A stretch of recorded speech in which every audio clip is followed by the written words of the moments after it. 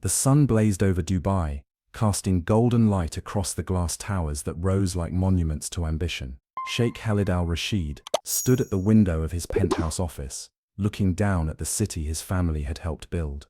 At 45, he was one of the wealthiest men in the Emirates' oil, real estate, technology. His portfolio was worth billions.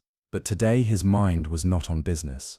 On his desk lay an ancient manuscript, its pages yellowed with age, its text written in a language not spoken in over 2,000 years, biblical Hebrew. Not the modern Hebrew spoken in Israel today, but the ancient form, the language of King David, of Solomon, of prophets who had walked the earth millennia ago. Khalid had acquired the manuscript at an auction in London 6 months earlier.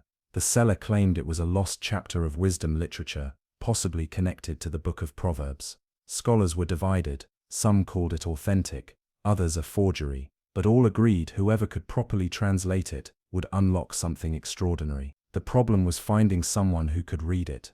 Modern Hebrew scholars struggled with the archaic grammar. Khalid had consulted linguists from universities across the world, but none had provided a satisfactory translation. His assistant, Fatima, knocked and entered. "Sheikh Khalid, the agency has sent candidates for the housekeeping position." Khalid turned from the window. His household staff had been depleted recently. His previous head housekeeper had retired, and 2 maids had left. "How many?" "6, sir. They're waiting in the reception hall." "I'll see them now." He didn't usually conduct interviews for household staff, but he preferred to make the final decision himself. The 6 candidates sat in a row, each holding credentials. Khalid greeted them and began the interviews. The first 5 were competent but forgettable. The 6th was different. Her name was Sarah Cohen. She was in her early 30s, with olive skin, dark hair pulled back in a simple bun, and eyes that held a quiet intensity. Her resume was modest. She had worked as a cleaner in hotels and private homes, mostly in Europe. No prestigious positions, no famous employers. On paper, she was the least impressive candidate in the room. But when Khalid asked why she wanted the job, she didn't give the usual answer about seeking stable employment or admiring his reputation. "I'm looking for a place where I can be useful," she said simply. "I work hard, I learn quickly, and I don't ask unnecessary questions." There was something in her voice, a steadiness, a weight, that made Khalid pause. He studied her face, trying to read what lay beneath the surface. "Where are you from originally?" he asked. "I was born in Yemen," she said. "My family emigrated when I was young. We lived in several countries before settling in France." "Yemen." Khalid nodded slowly. Yemen had once been home to an ancient Jewish community, one of the oldest in the world. Most had emigrated to Israel in the mid-20th century, but some had scattered elsewhere. "Are you Jewish?" "Yes, sir." It was an unusual admission in a job interview for an Arab household, but Sarah said it without hesitation or apology. Khalid respected that. "That won't be a problem here," he said. "I don't care about religion, I care about competence and integrity." "Thank you, sir." He was about to dismiss her and deliberate with Fatima when something caught his eye. Sarah's folder had slipped open slightly, and he could see a piece of paper inside. Not a resume or reference letter, but something else. A page of handwritten notes. In Hebrew. "May I?" he asked, gesturing to the folder. Sarah hesitated for just a moment, then handed it to him. Khalid opened it, and found a page filled with dense, careful script. But this was not modern Hebrew. The letters were the same, but the style, the syntax, he recognized it immediately. It was biblical Hebrew. His heart began to pound. "Where did you learn to write this?" Khalid asked, keeping his voice steady despite the adrenaline coursing through him. Sarah's expression flickered, surprise perhaps, that he recognized the script. "My grandmother taught me." She was a scholar of ancient texts. It was a family tradition, passed down through generations. "Your grandmother taught you biblical Hebrew?" "Yes, sir. She believed the old language should not be forgotten. She taught me to read it, write it, speak it." Sarah paused. "It's a dying skill. There are not many left who know it properly." Khalid stared at her, his mind racing. For 6 months, he had searched the world for someone who could read his manuscript, consulting experts and academics with impressive credentials. And now, sitting in his reception hall applying for a job as a maid, was a woman who had learned the ancient language at her grandmother's knee. It seemed impossible. It seemed like fate. "I have something I'd like to show you," he said. "Will you come with me?" Sarah looked uncertain, but she nodded. He led her through the residence to his private study, a room lined with bookshelves and filled with artifacts he had collected over the years. Islamic calligraphy, Persian miniatures, Ottoman manuscripts, and there in a climate-controlled case in the center of the room, the ancient Hebrew text. Khalid unlocked the case and carefully removed the manuscript, placing it on a reading stand. The pages were brittle, the ink faded, but still legible. "Can you read this?" he asked. Sarah approached slowly, as if drawn by a magnetic force. She leaned over the manuscript, her eyes moving across the text. For a long moment, she was silent. Then she began to read aloud. The words that came from her mouth were not modern Hebrew. They were ancient, guttural, rhythmic, resonant with age. Khalid did not understand them, but he felt their power. It was like hearing a voice from the distant past, speaking across the centuries. Sarah read for several minutes, then stopped. When she looked up, her eyes were wet. "What does it say?" Khalid asked quietly. "It's a meditation on wisdom," she said, her voice thick with emotion. "On the difference between knowledge and understanding. The author writes that knowledge is like water. It can be gathered and stored. But understanding is like breath. It must flow through you to give life." She turned back to the manuscript, touching the edge of the page with reverent fingers. "He writes about the dangers of pride, of believing that wealth or power can substitute for true wisdom. He says that a man who builds his house on gold builds on sand, but a man who builds his house on truth builds on rock." Khalid felt a chill run down his spine. He had read those words before, or tried to, in the imperfect translations scholars had offered, but hearing them spoken by someone who truly understood the language, who felt its nuances and rhythms, was entirely different. "This is authentic," Sarah said. "I'm certain of it. The grammar, the vocabulary, the style. This was written by someone who lived when the language was alive. Whoever wrote this was a master. Can you translate the entire manuscript?" Sarah looked at him, and he saw the answer in her eyes before she spoke. "Yes."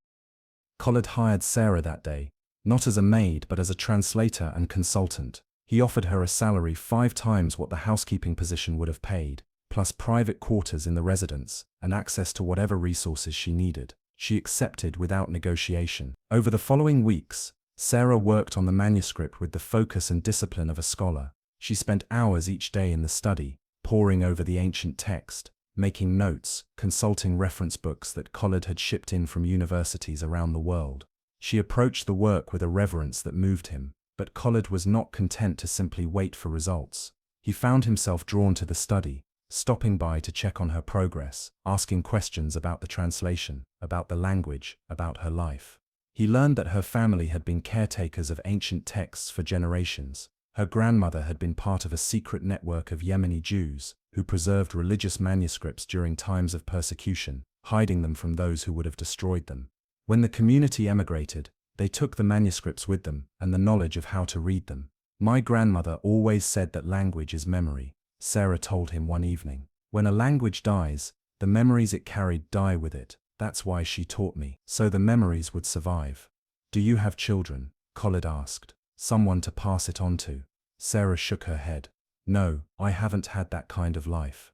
She looked down at the manuscript. "This is how I pass it on. Through the work." There was a sadness in her voice that Khalid recognized, the sadness of someone who had sacrificed personal happiness for a larger purpose. He understood it. He had made similar sacrifices, though for different reasons. "My wife died 8 years ago," he said quietly. "Cancer. We had no children. After she passed, I threw myself into work, building, acquiring, expanding. I told myself it was legacy, but really it was just distraction." He gestured to the manuscript. "When I bought this, everyone thought I was being eccentric, a Muslim billionaire collecting Jewish religious texts, but I wasn't interested in religion. I was interested in wisdom. I thought maybe, if I could understand what the ancients knew, I could understand what I was missing."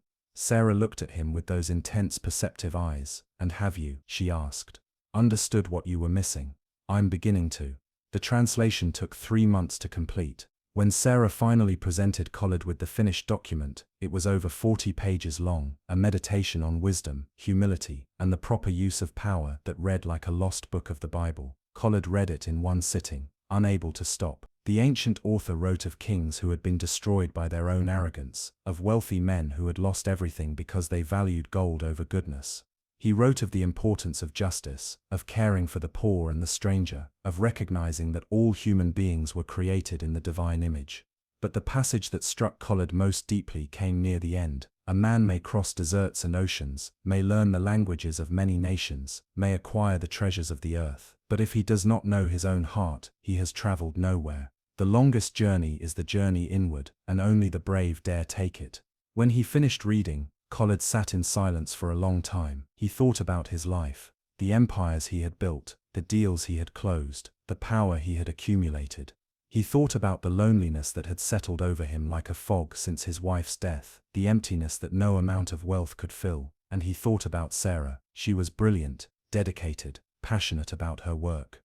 But more than that, she was genuine in a way that few people in his world ever were. She didn't want anything from him except the opportunity to do meaningful work. She didn't flatter him, or defer to him, or treat him like a prize to be won. She treated him like a human being. He realized with sudden clarity that he didn't want her to leave.